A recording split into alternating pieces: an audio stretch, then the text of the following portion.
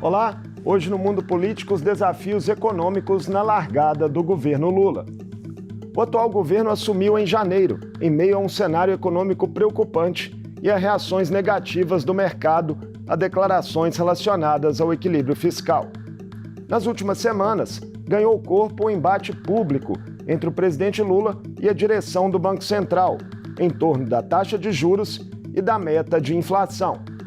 Mas afinal, quais os caminhos para a retomada do crescimento e a redução das desigualdades no país? As apostas da nova gestão estão claras? Eu converso com o doutor em Economia e professor da Fundação Getúlio Vargas, Renato Fragelli. Professor Renato, um prazer recebê-lo mais uma vez no Mundo Político. Prazer é todo meu, vamos lá. Professor, enquanto esquenta aí o debate macroeconômico na imprensa, é importante a gente olhar para a população brasileira, para o cotidiano dela. Alimentos caros, inflação, desemprego, crédito difícil, tudo isso indica o quê sobre a realidade de momento do Brasil? Nós estamos numa situação econômica ruim, muito disso ainda é consequência do Covid, né? Agora, é bom lembrar que houve a mudança de governo. O governo Bolsonaro, que no início do seu mandato adotou algumas medidas corajosas na área econômica, por exemplo, aprovando a reforma da Previdência. Esse governo, mais adiante, aprovou a independência do Banco Central. Mas o governo Bolsonaro, no final do seu mandato, ele resolveu botar para quebrar tudo que fosse possível para tentar uma reeleição. E houve uma irresponsabilidade fiscal muito grande com a conivência do Congresso, é importante lembrar isso. Aquela PEC da reeleição, com extensão do Auxílio Brasil, R$ 600 até dezembro, bolsa para caminhoneiro, bolsa para taxista, né? E redução de impostos indiretos sobre combustíveis e energia elétrica, algo que afetava muito mais os governos estaduais do que o governo federal. Houve uma grande responsabilidade ali. E o que ocorre é que isso num ano em que, devido ao choque de commodities, havia uma pressão inflacionária, mas junto com o choque de commodities também vem muito aumento de impostos para o governo federal, sobretudo. Então, no final do ano passado, houve um superávit primário da União confortável, mas algo absolutamente não sustentável. Aquilo foi alguma coisa que ocorreu de forma pontual no ano de 2022. E o fato é que, na disputa eleitoral, o presidente, hoje presidente Lula, ele prometeu manter aqueles gastos excessivos criados eleitoralmente pelo Bolsonaro, e sem que houvesse previsão de receita para cobrir esses gastos. Então, logo durante a transição, ainda em dezembro, o governo Lula começou a negociar com o Congresso a PEC da transição, de modo que tem um governo novo que entra já aumentando gastos. Isso é exatamente o oposto do que Lula fez em 2003, quando o Palocci era o ministro da Fazenda. Então, nós temos aí um desequilíbrio fiscal que foi agravado nesse último ano de Bolsonaro, e o normal que se esperaria seria um governo novo entrar, como ele tem 4 anos pela frente, o normal seria esse governo começar fazendo o dever de casa para ter o que colher mais adiante. Mas o que nós vimos? Mensagens múltiplas. Na minha avaliação, gosto de separar a economia de um lado e todas as outras áreas do governo. Então, em várias áreas nós estamos, na minha avaliação, vendo uma melhoria significativa dessa abordagem em relação a garimpeiros, a mudança da postura ambiental, mudança na política externa. Tem muita coisa boa que o governo Lula está trazendo. Agora, na economia, as mensagens não são boas. Nós temos aí um governo que aumentou o desajuste fiscal e resolveu brigar com o Banco Central como se estivesse buscando um bode expiatório para a dificuldade em retomar a economia, né? Retomar a atividade econômica.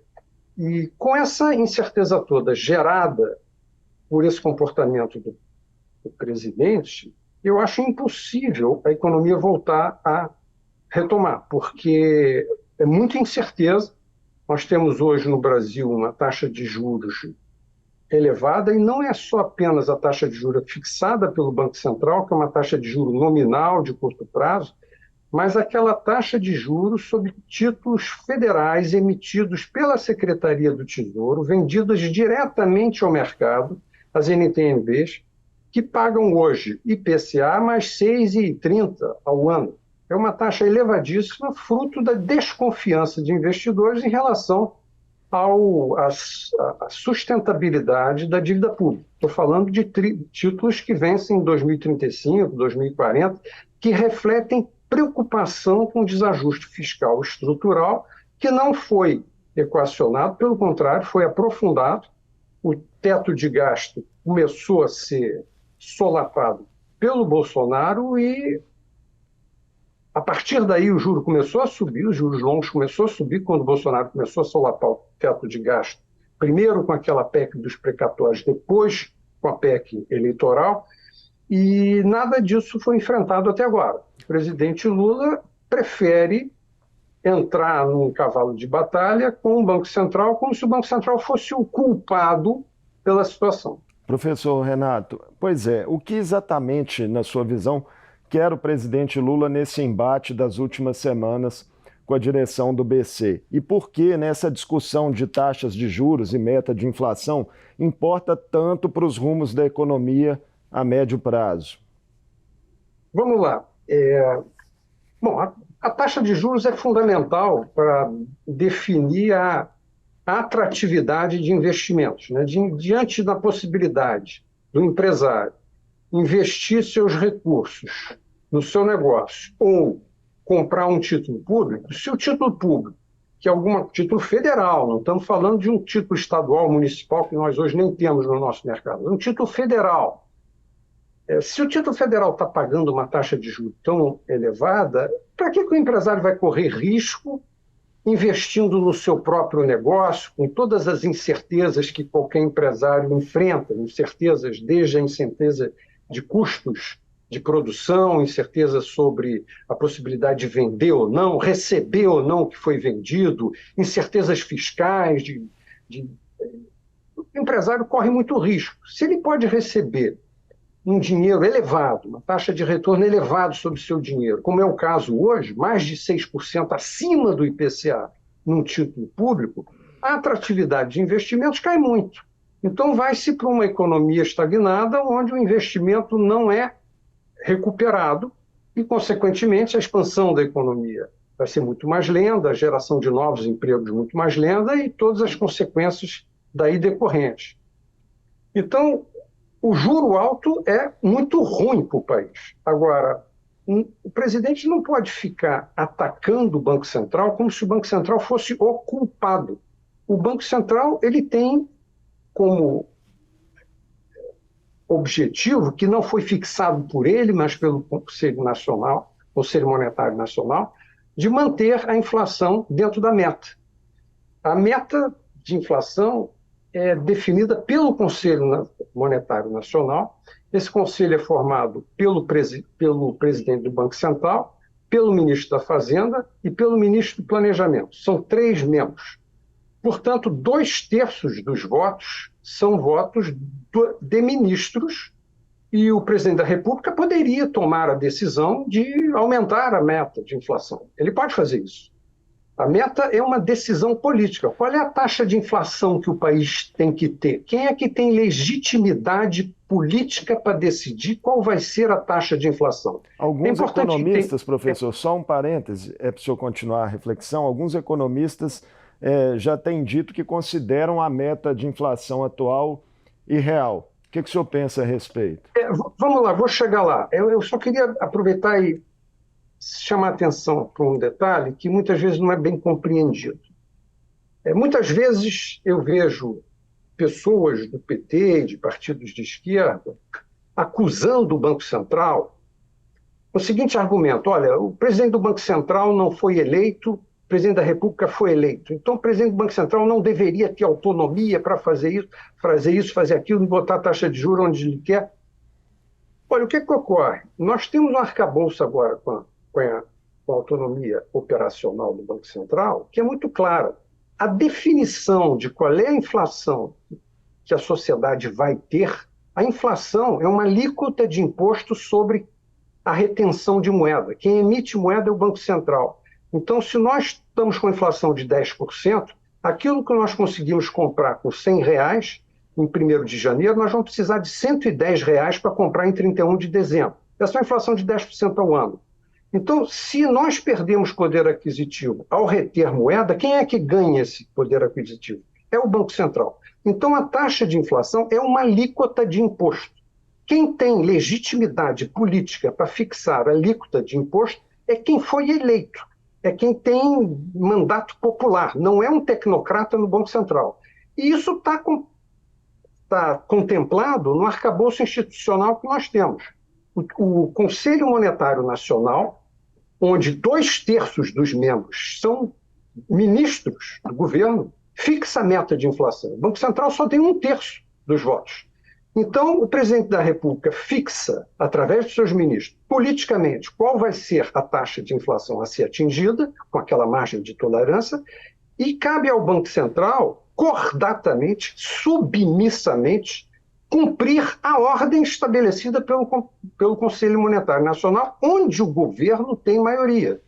Então, quando o presidente da República ataca o Banco Central, ele está simplesmente fugindo da sua responsabilidade, porque ele poderia mudar a meta. O Banco Central ele se submete às decisões do Conselho Monetário Nacional.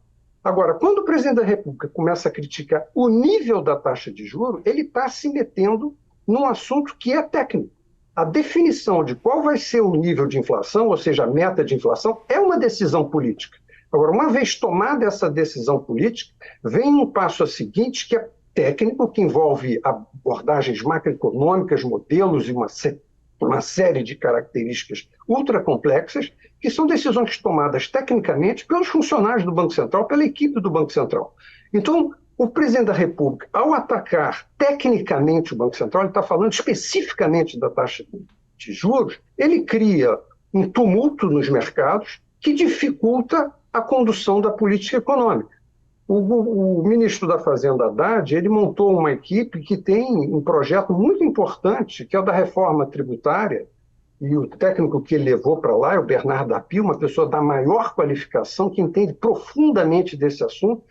A reforma tributária é uma agenda importantíssima do governo. O governo devia estar focando a sua atuação na reforma tributária e, em vez disso, está o presidente da República numa queda de braço com o Banco Central, como se o Banco Central fosse responsável pelo nível de juros. Então é o seguinte, se o presidente da República acha que o juro é muito alto, então ele que tome a decisão de subir a taxa de inflação da meta, sobe a meta, sabendo que no dia seguinte todos os jornais da República estamparão na primeira página: Lula manda Banco Central subir a taxa de inflação que reduz o poder de compra do povo. Assume a responsabilidade política dessa manchete nos jornais e não fica criando tumulto como ele está fazendo. O senhor citou a reforma tributária, a gente já vai falar mais dela, mas só para a gente fechar esse assunto aí da polêmica entre o Planalto e o BC, em entrevista dada nesta segunda-feira ao programa Roda Viva da TV Cultura, o presidente do Banco Central, Roberto Campos Neto, fala abertamente de uma aproximação ao governo e acena com corte de juros no meio do ano. São declarações que podem contribuir para baixar a fervura nesse momento? Vamos lá. O presidente do Banco Central, ele não quer entrar numa discussão aberta com o presidente da República. O presidente da República é que buscou esse conflito. Ele buscou eu avalio que para desviar a atenção, existem dificuldades mais profundas, que é onde é que nós vamos fazer um ajuste fiscal.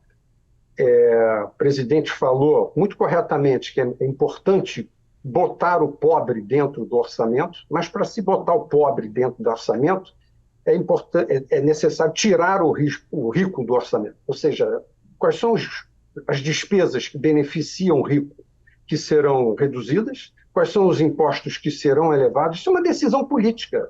A política é basicamente para isso. Cabe a decisão política decidir quem é que vai pagar impostos.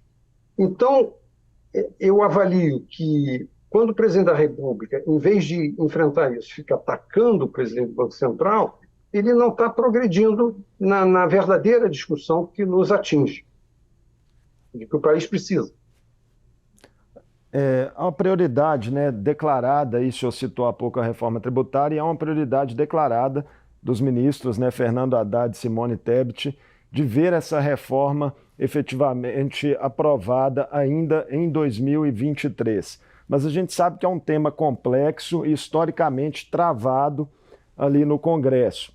Quais são os eixos centrais que o senhor acredita que o governo deve perseguir nessa reforma tributária? Boa pergunta. Vamos lá. O Brasil tem uma estrutura tributária, sem exagero, caótica. É uma estrutura tributária tão confusa que gera muita ineficiência econômica e também desigualdade social. Agora, é importante identificar os problemas separadamente. Então, no que diz respeito à ineficiência econômica, a solução do problema é a implantação de um imposto sobre valor adicionado chamado IVA. Existem duas propostas no Congresso que tratam do assunto. O debate está relativamente avançado. É a PEC 45 da Câmara, a PEC 110 no Senado. Eu imagino ser possível uma conciliação dessas duas PECs e se esse imposto sobre valor adicionado for implantado corretamente, porque existem pressões para que se faça isso com subterfúgios, com jeitinhos e aquela meia sola que não vai resolver o problema, mas o que está sendo tramitado é bom. O que está sendo tramitado é bom. Se essa PEC 45, por exemplo, for adotada, vai ser muito bom para o país. E essa reforma da implantação do IVA, que é um imposto sobre consumo, ela tem vários benefícios. O primeiro é acabar com a guerra fiscal entre os estados, porque o imposto vai passar a ser pago no destino e não mais na origem. Então, aquilo que os estados faziam de roubar a empresa uma do outro para gerar industrialização em outros estados, oferecendo subsídios, é muito lógico. Um estado ganha ao tirar uma empresa de outro. Só que daqui a pouco o outro estado que perdeu vai lá e faz a mesma coisa. No final, os governadores todos perdem receita e as empresas se localizam geograficamente nos estados onde eles não têm a demanda, não têm as melhores condições de trabalho, só em busca de subsídios. Então, essa reforma acaba com isso. Essa reforma também facilitará a desoneração de exportações. Então, a indústria brasileira vai ser muito beneficiada se essa reforma for aprovada. Essa reforma também facilita desonerações de bens de capital para investimento, então que novamente ajuda a indústria. Então essa reforma é uma reforma importantíssima, é o IVA. Essa reforma é a primeira reforma tributária que não tem absolutamente nada a ver com a reforma tributária envolvendo imposto de renda. Então tem uma segunda reforma tributária que só deve começar a ser tramitada após a primeira terminar. Esse é o plano do ministro Haddad. Ele está certíssimo nisso. Então, primeiro aprova-se a reforma do IVA, que não vai ser fácil, tem muitas resistências, e em conseguindo aprovar essa reforma, parte-se para a segunda reforma, que é outro tema. Nós temos no Brasil uma situação, uma grande distorção. Se você me perguntar, Renato, rico paga muito imposto ou pouco imposto no Brasil? Eu vou te dizer, eu só posso responder isso se eu souber qual é o regime de tributação desse rico. Se for um executivo de uma multinacional que recebe como funcionário CLT, ele paga muito imposto. Agora, se for um consultor, um grande cirurgião, um advogado, um profissional liberal qualificadíssimo que ganha um salário extraordinário de 200 salários mínimos por mês, ele está pagando pouco imposto. Então, nós estamos numa situação de tributação de imposto de renda muito distorcida, e são duas reformas completamente independentes. Uma não tem nada a ver com a outra. A primeira reforma do IVA está preocupada em gerar eficiência econômica e a segunda em gerar melhoria da desigualdade social. O senhor entende que as condições políticas são propícias para essas reformas avançarem? Há 1 ano e meio atrás, o senhor disse que não acreditava mais que o governo Bolsonaro conseguisse, né, entregar uma reforma tributária, o que de fato aconteceu. E agora? Vamos lá, boa pergunta. O Brasil precisava de muitas reformas, né? Desde a redemocratização, muitas reformas precisavam ser feitas. E nós vimos alguns governos mais, outros menos, adotando reformas, né? Então, o que o governo Bolsonaro adotou de reformas? Ele adotou, como eu citei, a reforma da Previdência e também implantou o Banco Central independente. Mas ele não fez a reforma tributária. Inclusive, o ministro Paulo Guedes não era entusiasta dessa reforma. O governo Temer fez várias reformas. Ele fez o teto de gasto, ele fez a reforma política que diminuiu a multiplicação de partidos. O governo Temer ele fez também o fim da TJLP, do Banco Central, que subsidiava grandes empresas. Fez a reforma do ensino médio, o governo Temer fez reformas. Ele não chegou a fazer a reforma da Previdência porque houve aquele episódio lá dos Wesley, então aquela reforma foi interrompida. Então, onde estou querendo chegar? Cada governo tem feito algumas reformas, mas não consegue fazer todas. Então, eu tinha esperança de que o governo Lula se concentraria na reforma tributária. Ela gera eficiência econômica e a segunda reforma vai gerar, se aprovada, melhoria da distribuição de renda. Então, para mim, se ele conseguir fazer essas duas reformas, já terá um resultado muito bom. Já terá sido um governo muito bom se ele conseguir implantar essas duas reformas tributárias. E é por isso que eu fico tão preocupado de ver o presidente da República gastando capital político, minando a credibilidade do seu próprio governo ao partir para o ataque contra o Banco Central. E é um ataque que eu diria populista, porque, como eu acabei de explicar, o Banco Central segue a meta de inflação. Meta de inflação essa definida pelo Conselho Monetário Nacional. Se o presidente da República acha que o Banco Central pode baixar a taxa de juros, ele que mande a meta de inflação subir e, com a meta mais alta, o Banco Central vai poder praticar um juro mais baixo, porque não tem preocupação em atingir uma meta tão ambiciosa. Agora, eu quero ver o presidente da República assumir essa responsabilidade e no dia seguinte está escrito nos jornais que o presidente da República mandou o Banco Central subir a taxa de inflação que diminui o salário real dos trabalhadores. Outra questão que também tem a ver com credibilidade diz respeito às mudanças de rumo na política externa, sobretudo sinalizações aí de prioridades da agenda ambiental. Essas questões podem repercutir, a seu ver, professor, positivamente na atração de investimentos que impactem a economia do país? Vamos lá. O governo Bolsonaro, em várias áreas, foi desastroso. Na educação, no tratamento da pandemia, no meio ambiente, na política externa. O Bolsonaro chegou a fazer piadinhas sobre a primeira-dama da França. Isso é um desgaste. O Brasil virou um pária internacional. Então, o governo Lula está revertendo isso tudo, e isso é muito bom. Então, eu acho que na política externa está sendo feita a coisa certa, assim como na política ambiental está sendo feita a coisa certa. Agora, sejamos francos, os problemas brasileiros são domésticos. Os problemas brasileiros não vão ser resolvidos no exterior. Os problemas brasileiros mais sérios serão resolvidos através de negociação entre brasileiros. O que o resto do mundo pode fazer para o Brasil faz pouca diferença, dada o grau de ineficiências e restrições que nós temos no Brasil, restrições essas que só podem ser rompidas por negociação entre brasileiros.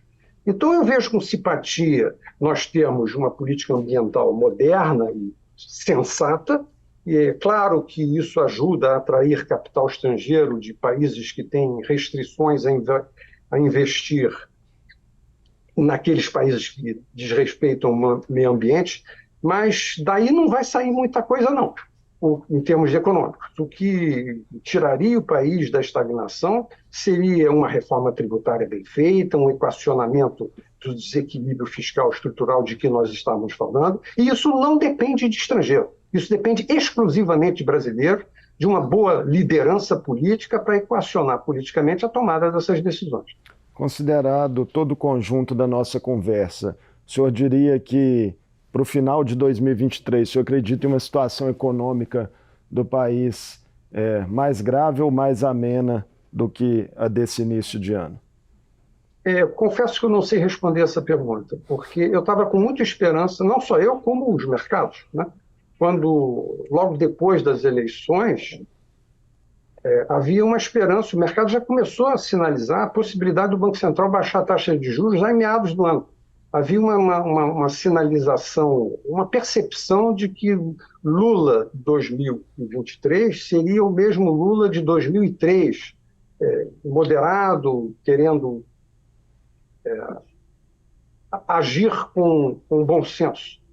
E muita gente ficou surpresa já a partir da PEC da transição, que é um aumento de gastos sem fonte de recursos prevista, e o problema foi agravado quando começa o governo e o Banco Central passa a ser a vítima do presidente da República. Especificamente, o presidente da República se referiu ao presidente do Banco Central como este cidadão, como se fosse um inimigo.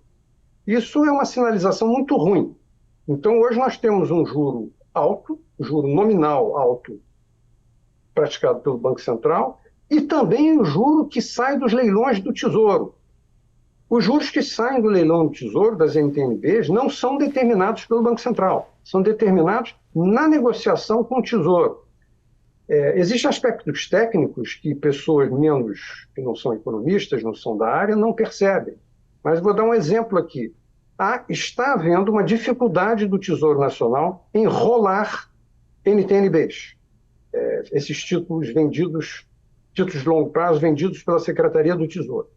Como o Tesouro Nacional não está aceitando pagar juros elevados, isso está levando a um encurtamento da dívida.